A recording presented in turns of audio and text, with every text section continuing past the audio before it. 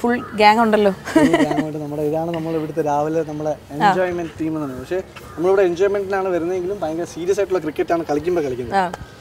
പക്ഷെ എന്തായാലും എല്ലാവരുടെയും ആ ഒരു വൈബ്രന്റ് ആ ഒരു ടീം വർക്ക് ഞാൻ ഇവിടെ കണ്ടു. ഭയങ്കര നല്ല എന്താ പറയാ ഒരു ഡേ സ്റ്റാർട്ട് ചെയ്യാൻ പറ്റിയ ഒരു അറ്റ്മോസ്ഫിയറും ഒരു വൈബുമാണ് ഇത് അല്ലേ. അപ്പൊ നമുക്ക് എല്ലാവരും ഒന്ന് പരിചയപ്പെടാം. ഇത് പ്രേം ചേട്ടനാണ്. പ്രേം ചേട്ടൻ ഇവിടെ കളിക്കാൻ നമ്മൾ സ്ഥിരം രാവിലെ കളിക്കാൻ വരുന്ന വ്യക്തിയാണ്. ചേട്ടൻ പറഞ്ഞോ. എൻ്റെ പേര് പ്രേം. ഞാൻ ഇവരുടെ കൂടെ ഇപ്പം അടുത്തിടയ്ക്ക് ജോയിൻ ചെയ്തതാണ്. പക്ഷെ ഒരു രാവിലെ വന്ന ഒരു എനർജറ്റിക് ആണ് എല്ലാവരും വന്നു. ഞാൻ കൂടുതലും ഒരു മോർണിംഗ് വാക്ക് എന്നുള്ള രീതിയിൽ ജോയിൻ ചെയ്തതാണ്. ഈ ഒരു ടീമിനോട് ഇപ്പോൾ സെറ്റായി. അതെ. പ്രേം ചേട്ടൻ ഞാൻ ഇവിടെ ഇപ്പം ഞാൻ ഒരു വലിയ ബ്രേക്കിന് ശേഷം രണ്ടാമതാണ് ഞാൻ ആദ്യമായിട്ടാണ് പ്രേം ചേട്ടനെ ഇവിടെ വെച്ചിപ്പോൾ ഞാൻ 2 ദിവസം മുമ്പ് ഞാൻ വന്ന് തുടങ്ങിയതേ ഉള്ളൂ. അപ്പം പ്രേം ചേട്ടൻ ഇപ്പോഴാണ് പരിചയപ്പെട്ടത്. അത് ശരി. വീണ്ടും നമ്മളെ അലക്സ് ചേട്ടൻ ചേട്ടൻ ഒരുപാട് ക്രിക്കറ്റ് കളിച്ചിട്ടുള്ള വ്യക്തിയാണ്. അലക്സ് ചേട്ടൻ ഇവിടുത്തെ സ്ഥിരം മെമ്പറാണ്, പണ്ടുപോലെയുള്ള മെമ്പറാണ്. ഇവിടെ രാവിലെ കളിക്കാൻ വരുന്നതിൽ ഏറ്റവും സീനിയർ ഇവിടെ ഇരിക്കുന്ന ആൾക്കാർ കുറച്ച് പറയത്തൊക്കെ നല്ല പ്ലെയറാണ്. പിന്നെ തരുൺ ചേട്ടൻ നമ്മുടെ ക്ലബ് ലെവൽ ക്രിക്കറ്റിൽ ഞാൻ കളിച്ചുകൊണ്ടിരുന്ന സമയത്ത് എൻ്റെ സീനിയറായിരുന്നു തരുൺ ചേട്ടൻ. കിഡ്സ് ക്രിക്കറ്റ് ക്ലബ്ബിലാണ് ഞാൻ കളിച്ചത്. അപ്പം അവിടെ എൻ്റെ സീനിയറായിരുന്നു തരുൺ ചേട്ടൻ. അപ്പം അന്ന് മുതലേ ഞാൻ എന്താ പറയുക കണ്ട് ആരാധിക്കുന്നൊരു വ്യക്തിയാണ് തരുൺ ചേട്ടൻ. പിന്നെ തരുൺ ചേട്ടൻ നമ്മൾ അന്ന് കളിച്ചുകൊണ്ടിരുന്ന സമയത്ത് ഒരുപാട് ടൂർണമെന്റ്സ് കളിക്കുമ്പോൾ ഭയങ്കര ഫാൻസൊക്കെ ഉള്ള ആളാണ്. ഭയങ്കര ഒരുപാട് ഫാൻസ് ഉണ്ട് തരുൺ ചേട്ടൻ. കൊടുങ്ങല്ലൂരൊക്കെ പോകുമ്പോൾ ഇപ്പോഴും അറിയാം ആൾക്കാർ ഓടി ഒന്ന് കെട്ടിപ്പിടിച്ച് ഉമ്മയൊക്കെ കൊടുക്കുന്ന ആൾക്കാരുണ്ട് കൊടുങ്ങല്ലൂരെ കളിക്കാൻ പോകുന്നത്. പിന്നെ സ്വരൂപേട്ടനാണ് നമ്മൾ ഇവിടുത്തെ ഈ ക്ലബിൻ്റെ ചെയർമാൻ. ഇവിടെ രാവിലെ നമ്മളെ ക്രിക്കറ്റ് യൂണിയൻ്റെ ചെയർമാൻ സ്വരൂപേട്ടനാണ് എല്ലാവരെയും മെസ്സേജ് അയച്ച് എന്ത് ന്യൂസ് ഇവിടെ മെയിൻ പില്ലർ നമ്മളെ ഇവിടുത്തെ എന്ത് ന്യൂസ് ഉണ്ടെങ്കിലും സ്വരൂപേട്ടനാണ് അത് വാട്സാപ്പ് വഴി മെസ്സേജ് അയച്ച് എല്ലാവരിലും എത്തിക്കുന്നത്. അത് നമ്മളിപ്പോൾ ആരെങ്കിലും ഒരു ദിവസം കളി മിസ്സായി കഴിഞ്ഞാൽ ഫുൾ കളിയുടെ ഡീറ്റെയിൽസ് സ്വരൂപേട്ടൻ വഴി കിട്ടും. പക്ഷെ കിട്ടുമ്പോഴത്തേക്കും സ്വരൂപേട്ടൻ്റെ പേരായിരിക്കും ഫസ്റ്റ് വരുന്നത്. അങ്ങനെയുള്ളൂ. പെർഫോം ചെയ്താലും ഇല്ലെങ്കിലും പുള്ളിയുടെ പേര് ഫസ്റ്റ് വരും. പിന്നെ നമ്മളിത് കൊച്ചച്ചൻ എന്നാണ് നമ്മൾ വിളിക്കുന്നത്. നമ്മൾ അങ്ങനെയാണ് വിളിച്ച് ഇവിടെ അറിയപ്പെടുന്ന കൊച്ചച്ചൻ എന്ന് പറഞ്ഞാൽ ഇവിടെ അറിയപ്പെടുന്നു. അപ്പോൾ കൊച്ചച്ചൻ നല്ലൊരു പ്ലെയറാണ്. പിന്നെ കൊച്ചച്ച എന്തെങ്കിലും പറയണ്ടോ കൊച്ചച്ചന്? ആധികാരികമായി എന്താണ് സംസാരിക്കാനുള്ളത്? ഇവിടുത്തെ ഏറ്റവും കൂടുതൽ വിന്നിംഗ് ക്യാപ്റ്റനാണ്.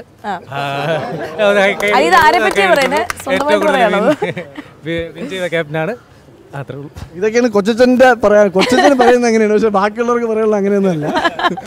പിന്നെ ഇവിടുത്തെ നല്ലൊരു ലെഫ്റ്റ് ഹാൻഡ് ഫാസ്റ്റ് ബോളറാണ്. മാക്സിമം കളി ജയിപ്പിക്കാൻ ശ്രമിച്ചിട്ടുണ്ട്, പക്ഷെ ഇതുവരെ ബോൾ ചെയ്തിട്ടില്ല. പിന്നെ ഞാനിവിടെ വന്നിട്ട് ഇപ്പോൾ 4 വർഷമായി. എൻ്റെ പേര് വിനു എന്നാണ്. ഇവിടുത്തെ ഒരു അറ്റ്മോസ്ഫിയർ എന്ന് പറഞ്ഞു കഴിഞ്ഞാൽ എല്ലാം ഏജ്ഡ് ആയിട്ടുള്ള പീപ്പിളാണ്. ഇതിൽ ഏറ്റവും യങ് ഞാനാണ്. എനിക്ക് പറയാനുള്ള അതെ കമ്പയർ ചെയ്യുമ്പോഴത്തേക്കും ഇവിടുത്തെ എല്ലാവരും സീനിയറാണ്. ഇവരുടെ കൂടെ കളിക്കുമ്പോൾ ഒരു സ്പിരിറ്റ് എന്ന് പറഞ്ഞു കഴിഞ്ഞാൽ ഒരു പ്രത്യേക സ്പിരിറ്റാണ്. ഒന്നും പറയാനായിട്ടില്ല. സത്യം പറഞ്ഞു കഴിഞ്ഞാൽ ഇത്ര ഏജ് ആയിട്ടുള്ളവർ കളിക്കുന്ന ഇത്രയും സ്പിരിറ്റ് കളിക്കുന്നത് ഞാൻ ആദ്യമായിട്ടാണ് കാണുന്നത് എൻ്റെ ജീവിതത്തിൽ. ഇവിടുത്തെ സീനിയർ മോസ്റ്റ് 2 ആൾക്കാരാണ് നമ്മൾ നമ്മൾ പരിചയപ്പെടാൻ പോകുന്നത്. അവരാണ് ഇവിടുത്തെ നെടും തൂണും എല്ലാം. നമ്മളെ ഇന്ത്യൻ ടീമിൽ മറ്റേ ടെണ്ടുൽക്കർ, ഇപ്പം നമ്മൾ ധോണി ടെണ്ടുൽക്കർ എന്നൊക്കെ പറയും പോലെ. എന്തായാലും നമ്മളുടെയും ഒരു ഡേ സ്റ്റാർട്ട് ചെയ്തത് വളരെ പോസിറ്റീവ് ആൻഡ് വൈബ്രന്റ് ഒരു ടീമിന്റെ കൂടെ തന്നെയാണ്. അപ്പം ഇന്ന് ഞങ്ങൾ പരിചയപ്പെട്ട 2 വ്യക്തികൾ. അപ്പോൾ അവർ രണ്ടുപേരും നേരത്തെ ഒന്ന് പ്രദീപേട്ടനുണ്ട്, ഇവരുടെ പോലെ തന്നെ സീനിയർ മോസ്റ്റ് പ്ലെയറാണ് പ്രദീപേട്ടൻ. അതുപോലെ ബാലുചേട്ടനുണ്ട്. ബാലുചേട്ടൻ മറ്റേ ശ്രീപത്മം അഡ്വർടൈസ്മെൻ്റ് ആണ്. ശ്രീപത്മം ഏജൻസീസിൻ്റെ ഫാർമ ആൻഡ് ഏജൻസീസിൻ്റെ ഓണറാണ്. ബാലുചേട്ടനാണ് എന്നെ ഇവിടെ ഇൻട്രൊഡ്യൂസ് ചെയ്യുന്നത്. അപ്പോൾ ബാലുചേട്ടൻ നേരത്തെ പോയി കളിച്ചിട്ട്. സജാദേട്ടനുണ്ട്. സജാദേട്ടൻ എന്ന് പറഞ്ഞാൽ ഭയങ്കര സീനിയർ മോസ്റ്റ് ഫാസ്റ്റ് ബോളറാണ്. ഇവിടെ മറ്റേ പിള്ളേരുടെയൊക്കെ ഉള്ള ലെവലിൽ നമ്മൾ ടൂർണമെൻറ്റ് വെച്ചപ്പോഴത്തേക്കും ഇത്രയും ഫാസ്റ്റ് ബോളർ നേരത്തെ കണ്ടില്ല. ഇവിടെ കുറച്ച് നിറച്ച മുടിയുള്ള പുള്ളിക്കാരനാണ് ഏറ്റവും ബെസ്റ്റ് ബോളറായിരുന്നത്. അതായത് ജൂനിയർ ലെവലിലുള്ള ഇത്രയും പിള്ളേരുണ്ടായിരുന്നിട്ടും പുള്ളിക്കാരനായിരുന്നു ബെസ്റ്റ് ബോളറും ഏറ്റവും ഫാസ്റ്റസ്റ്റ് ബോളൊക്കെ എറിഞ്ഞ പുള്ളിക്കാരനായിരുന്നു. അപ്പോൾ ഈ വയസ്സിലും അവരൊക്കെ ആ ഒരു റിതം മെയിൻറ്റെയിൻ ചെയ്ത് അത്രയും ഇപ്പം ബാക്കിയുള്ള ആൾക്കാരൊക്കെ ഈ വയസ്സൊക്കെ വരുമ്പോഴത്തേക്ക് അവരൊക്കെ എണീറ്റ് നടക്കുമോ കളിക്കുമോ എന്തെല്ലാം അസുഖങ്ങൾ വരുന്നു. ഇപ്പോൾ ഇവിടെ മഴയായിരുന്നാലും വെയിലായിരുന്നാലും 365 ദിവസം ഇവിടെ കളിയാണ്. ഇവിടെ ഫുൾ കളിയാണ്. ഇവിടെ 15 വർഷമായിട്ട് ഇവിടെ കളിയാണ്. പിന്നെ കളി ഇല്ലെങ്കിലും ശരി നമ്മളിവിടെ വന്നിരുന്ന് കുറച്ച് സംസാരമൊക്കെ സംസാരിച്ച് ഇപ്പോൾ നമ്മൾ വയ്യാതെ നടക്കുന്ന ആളായാലും ശരി ഇവിടെ വന്ന് സംസാരിച്ച് 2 ചായയൊക്കെ കുടിച്ച് അങ്ങനെയെങ്കിൽ നമ്മൾ ഡേസ് ഇവിടെ നിന്ന് സ്റ്റാർട്ട് ചെയ്യുള്ളൂ. അത്രയും എൻജോയ്മെന്റ് ആയിട്ടുള്ള അത്രയും പോസിറ്റീവ് വൈബുള്ള ഒരു സ്ഥലമാണ്. സോ എന്തായാലും ഇന്ന് ഈ വൈബ്രന്റ് TCC നമ്മൾ ട്രിവാൻഡ്രം ക്രിക്കറ്റ് ക്ലബ്ബ് എന്നാണ് നമ്മൾ അറിയപ്പെടുന്നത്. Cricket fraternity. ഓക്കെ. അങ്ങനെയാണ് നമ്മൾ ഇവിടെ അറിയുന്നത്. നമ്മൾ ഗ്രൂപ്പ് 2-3 ഗ്രൂപ്പുകളൊക്കെ ഉണ്ട്. ഓരോ ഗ്രൂപ്പിലും ഓരോരോ ന്യൂസുകളാണ്. നമ്മൾ എൻജോയ്മെന്റിന് വേണ്ടിയിട്ടൊരു ഗ്രൂപ്പ്, സീരിയസ് ക്രിക്കറ്റ് ഷെയർ ചെയ്യാൻ വേണ്ടിയിട്ടൊരു ഗ്രൂപ്പ്, അങ്ങനെ 2-3 ഗ്രൂപ്പൊക്കെ ആയിട്ടാണ്. അങ്ങനെ തോന്നാൻ വേണ്ടി തുടങ്ങിയതുമല്ല, പക്ഷെ ഗ്രാജുവലി ഇഷ്ടപ്പെട്ടു. ആരും ഇല്ല എന്നുള്ളത് മനസ്സിലായി. എൻ്റെ ഫ്രണ്ടിലിരുന്ന് കരഞ്ഞിട്ടുണ്ട്. കാര്യം എവിടെയോ ചെന്ന് എന്തോ ഫുഡ് കഴിച്ചപ്പം ഏതോ കൂട്ടുകാരുടെ വീട്ടിലാണ്. അപ്പം അവരെന്തോ പറയും, കാരണം അവരെയും കുറ്റം പറയാൻ പറ്റില്ല. ചില വീടുകളിലൊക്കെ കൃത്യമായിട്ട് ഉണ്ടാക്കി വയ്ക്കുന്ന ഫുഡാണ്. അപ്പോൾ അയാളെന്തോ ചെറുതായിട്ട് ദേഷ്യപ്പെടുകയൊക്കെ ചെയ്തു. അപ്പം അങ്ങനെയൊക്കെ എൻ്റെ ഫ്രണ്ടിലിരുന്ന് കരഞ്ഞിട്ടുണ്ട്. അങ്ങനെ തുടങ്ങിയൊരു സ്നേഹമാണ്, അല്ലാതെ പൊസസീവ് അല്ലായിരുന്നു. ആദ്യം തുടങ്ങിയ സമയത്തൊന്നും പിന്നീടായതാണ്. അത് നാച്ചുറൽ അല്ല, ആരായാലും അങ്ങനെയാണ്. തീർച്ചയായിട്ടും, അത് സത്യം. നമ്മളെല്ലാം മനുഷ്യരുടെ എല്ലാവരും ഉള്ളൊരു ഗുണമാണല്ലോ അത്. അതെ, പോസസീവ് എന്നുള്ളത്. എത്ര വർഷത്തെ പ്രണയമായിരുന്നു?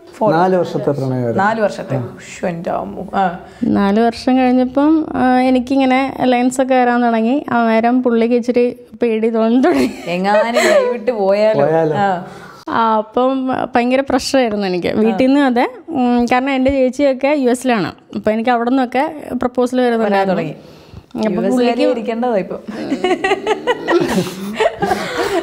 അപ്പൊ പുള്ളി ഭയങ്കര പ്രശ്നമായിരുന്നു. പുള്ളി അന്ന് ഭയങ്കര പൊസസീവാണ്. തിരിയാനും മറിയാനും ഒന്നിനും സമ്മതിക്കില്ല.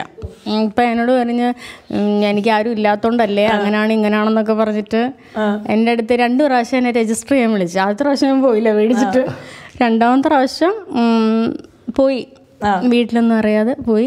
അങ്ങനെ 2ാമത്തെ പ്രാവശ്യം ധൈര്യം കാണിച്ചു. പക്ഷെ വീട്ടിൽ നിന്ന് സാരിയൊക്കെ കൊടുത്താണ് ഇറങ്ങി വന്നു. എന്നിട്ട് മമ്മി ചോദിച്ചു, നീ എവിടെ പോകുന്നു? ഞാൻ ഇല്ല, ഒരു ഫങ്ഷനൊക്കെ ഉണ്ട്, അങ്ങനെയൊക്കെയാണ് എന്നൊക്കെ പറഞ്ഞ് ഇറങ്ങി. ഇപ്പോൾ രജിസ്റ്ററൊക്കെ ചെയ്ത് മമ്മി അറിഞ്ഞെന്ന് തോന്നണു കുറച്ച് ദിവസം കഴിഞ്ഞപ്പോൾ. പക്ഷെ എന്നോടൊന്നും മുഖത്തൊന്നും കാണിച്ചില്ല. പിന്നെ ഒരു വർഷം കഴിയാറായപ്പോൾ നാട്ടിൽ നിന്ന് അങ്കിൾമാർ വിളിച്ചിട്ട് ഭയങ്കര പ്രശ്നമാക്കി. എങ്ങനെയോ അവരറിഞ്ഞു, പപ്പയോട് ഭയങ്കര പ്രശ്നമാക്കി. അപ്പം ഞങ്ങൾ തമ്മിൽ ഇഷ്ടത്തിലാണെന്ന് എൻ്റെ അപ്പനും അമ്മയ്ക്കും അറിയാം. കെട്ടിച്ചു തരാം എന്നും പറഞ്ഞ് നിർത്തിയേക്കുവാണ്. എന്നാലും വേറെ പ്രപ്പോസലും നോക്കുക എൻ്റെ കൂട്ടത്തിൽ. ചുരുക്കി പറഞ്ഞ പൊസസീവ്നെസ്സിലൂടെയാണ് വളച്ചെടുത്തത്. പൊസസീവ്നെസ്സിലൂടെ വിളച്ചതല്ല, വളച്ച് കഴിഞ്ഞിട്ട് പൊസസീവ് ആയതാണ്. എൻ്റെ അമ്മോ. ഞാൻ കാണുമ്പം പുള്ളി ഭയങ്കര കൂട്ടുകാരൊക്കെ ഉണ്ട്, എന്നാലും പൊതുവെ ഒരു കുറച്ചുകൂടെയൊക്കെ ഒന്ന് ആരും ഇല്ല എന്നൊക്കെ ഒരു രീതിയിലായിരുന്നു. 10,000-2000 രൂപയ്ക്കാണ് അന്ന് പുള്ളി ജോലിക്ക് പോയിക്കൊണ്ടിരുന്നത്. ഒരു കൈനറ്റിക് ഹോണ്ടയും പിന്നെ ഉള്ള കാര്യം തുറന്നു അറിയാമല്ലോ, 2 ജോഡി ഡ്രസ്സ് ഉണ്ടായിരുന്നു, ഒരു ചെറിയ മൊബൈൽ ഫോണും. ഇപ്പം എങ്ങനെയാണ് അവസ്ഥ? ഇപ്പം അതെല്ലാം മാറിയിട്ട് ഇപ്പം ഈ നാച്ചുറൽ സ്റ്റേറ്റിലൂടെ ഈ സാമാന്യ എല്ലാ മനുഷ്യനും സാധാരണ മനുഷ്യന്റെ സ്വഭാവം പോലെ കിട്ടിക്കഴിഞ്ഞപ്പം പിന്നെ വലിയ താല്പര്യമൊന്നുമില്ല. അത് നമ്മൾ ഈ മനുഷ്യർക്ക് ഉള്ളൊരു ഗുണമാണ്. അതും അല്ലേ, എല്ലാം 2 പേരും കൂടെ അങ്ങോട്ടും ഇങ്ങോട്ടും ഇരുന്നിട്ട് ഞാൻ എവിടെയാണ് ഇപ്പൊ ഇത് ഉറപ്പിക്കേണ്ടതെന്നുള്ള ലോക്ക് ചെയ്യേണ്ടത് എവിടെയാണ്? ഞങ്ങൾ ഭയങ്കര അണ്ടർസ്റ്റാൻഡിങ് നമ്മളിപ്പോ ഏത് ജീവിതമായിരുന്നാലും നമ്മളിപ്പം ഒരാൾ അണ്ടർസ്റ്റാൻഡ് ചെയ്തിട്ട് കാര്യമില്ല. 2 പേരും അങ്ങോട്ടും ഇങ്ങോട്ടും അണ്ടർസ്റ്റാൻഡ് ചെയ്ത് മുമ്പോട്ട് പോയി കഴിഞ്ഞാൽ മാത്രമേ ജീവിതം സക്സസ് ആവുള്ളൂ, വർക്ക്ഔട്ട് ആവുള്ളൂ. അതിപ്പം ഏത് ലൈഫ് ആയിരുന്നാലും ആരുടെ ലൈഫ് ആയിരുന്നാലും അങ്ങനെ തന്നെയായിരുന്നു. ഇപ്പൊ എങ്ങനെ കാണാനൊക്കെ സമയം കിട്ടുന്നുണ്ടോ? വല്ലപ്പോഴാണ് കാണാൻ കിട്ടുന്നത്. ഇപ്പൊ നിങ്ങൾ വന്ന് ഇനിയിപ്പോ കുറച്ചേരം ഇവിടെ കാണും. ഇപ്പൊ നിങ്ങൾ ഇവിടെ വരില്ലേ പിന്നെ അവിടെ ഇവിടെയൊക്കെ. അത് കഴിഞ്ഞാൽ പിന്നെ എനിക്ക് തോന്നുന്നു രാത്രി 12:45 തോന്നുന്നു. ഞങ്ങള് ആ ദുഷ്ടത്തരം ഞങ്ങൾ ചെയ്തു അല്ല, നിങ്ങൾ ഉള്ളതുകൊണ്ടാണ് ഇപ്പൊ ഇത്രയും ടൈം എനിക്ക് ഇരുന്നത്.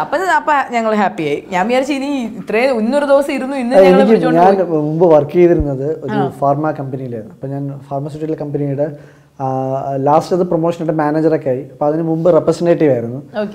എനിക്കപ്പം ഫുൾ എല്ലാ ഡേയും ഞാൻ അതായത് നമ്മുടെ വർക്ക് എന്ന് പറഞ്ഞാൽ മെഡിക്കൽ റെപ്രസെൻറ്റേറ്റീവ്. അപ്പോൾ ഡോക്ടേഴ്സിനെ പോയി കാണണം. അപ്പം എല്ലാ ദിവസവും പുറത്താണ്, അപ്പം വീട്ടിൽ ഇരിക്കുന്നില്ല. പുറത്ത് ഒരിടത്ത് പോയി അടുത്ത ഡോക്ടറിനെ കണ്ട് അപ്പം അതിന് ഉച്ചയ്ക്ക് ഉണ്ണാൻ വേണ്ടിയിട്ട് മാത്രം വീട്ടിൽ വരുന്ന സമയം. അപ്പം ആ ഒരു ശീലം എനിക്കിപ്പോഴും ഉണ്ട്. കാരണം വീട്ടിൽ എവിടെയെങ്കിലും അല്ലെങ്കിൽ ചുമ്മാ ഇരിക്കുമ്പോഴത്തേക്കും ബോറടിങ് ഒരു രസമില്ല പുറത്തു. അപ്പം നമ്മൾ ആ ഒരു ഫീലിൽ നമ്മൾ പുറത്തു പോകുമ്പോഴത്തേക്കും നമുക്ക് ഒരുപാട് ഫ്രണ്ട്സ് ഉണ്ട്. എനിക്ക് എവിടെ പോയാലും ഫ്രണ്ട്സ് ഉണ്ട്. അപ്പം ഒരുപാട് ഫ്രണ്ട്സ് ഉണ്ട്. എല്ലാവരും പറയാൻ പറ്റില്ലെന്ന് അത്രയ്ക്ക് ഇഷ്ടം പോലെ ഫ്രണ്ട്സും ഉണ്ട്. എവിടെ പോയാലും നല്ല റിലേഷൻഷിപ്പ് കീപ്പ് ചെയ്യുന്നത്. അപ്പോൾ എവിടെ പോയാലും ഇപ്പം ഈ ഫ്രണ്ട്സ് ഉള്ളതുകൊണ്ട് നമുക്കിങ്ങനെ വീട്ടിൽ ഒരിടത്ത് അടങ്ങിയിരിക്കുന്ന ഒരു ശീലം വളരെ കുറവാണ്. പിന്നെ മാത്രമല്ല അതിന് മുമ്പ് കളിച്ചുകൊണ്ടിരുന്ന സമയം മുതലും ചുമ്മാ ഇരിക്കുന്ന സമയങ്ങളിലും പോയി കളിക്കും. വീട്ടിലെങ്കിലും ചുമ്മാ ബോളൊക്കെ എടുത്ത് മതിലെറിഞ്ഞ് അങ്ങനെ ചെയ്തുകൊണ്ടിരിക്കും. അപ്പം അങ്ങനെ ഇരിക്കുന്ന ഒരാൾക്ക് ചുമ്മാ ഇരിക്കുന്ന ഭയങ്കര ഡിസ്റ്റർബൻസ് ആയിരിക്കും. എന്തെങ്കിലും കാര്യങ്ങൾ എൻഗേജ്ഡ് ആയിരിക്കണം. ഓക്കെ, അപ്പൊ എന്തായാലും ഇന്നത്തെ ഡേ നല്ലൊരു സ്റ്റാർട്ടായിരുന്നു.